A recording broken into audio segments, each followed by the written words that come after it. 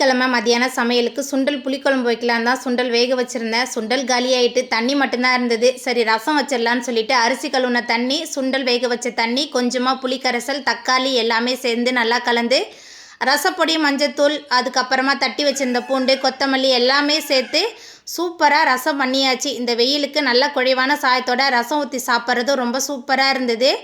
வெயில் நல்லா அடிச்சிட்டு இருந்தது. மிஷினில் துணி போட்டிருந்தேன். சரின்னு சொல்லிட்டு அதை தான் எடுத்து காய போடுறதுக்கு எடுத்துகிட்டு இருந்தேன்.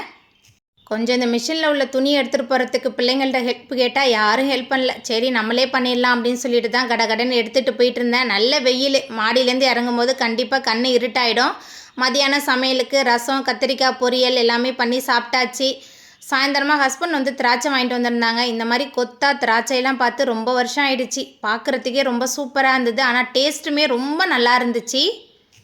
திருவையார் பக்கம் போனால் இப்போ ரீசெண்டாக நம்ம வீட்டுக்கு இந்த மிக்சரும் இந்த கோதுமை அல்வாவும் வந்துடுது. பையனுக்கு வந்து இந்த கோதுமை அல்வா மிக்சர் வந்து ரொம்பவே பிடிக்குது. அவ்வளோ டேஸ்ட்டாக இருக்குது. ஒரிஜினலாக நம்ம ஒரு கோதுமை அல்வாலாம் சாப்பிட்டு ரொம்ப வருஷம் ஆயிடுச்சுல, இதுதான் ஒரிஜினல் அல்வா. அந்த அளவுக்கு ரொம்ப சுவையாக இருக்குது. ஈவினிங் போல் கடைக்கு போயிருந்தோம், கொஞ்சம் ஜாமான்லாம் வாங்கிட்டு வந்திருந்தோம். வீடியோ பிடிச்சா வீடியோக்கு லைக் கொடுத்துருங்க.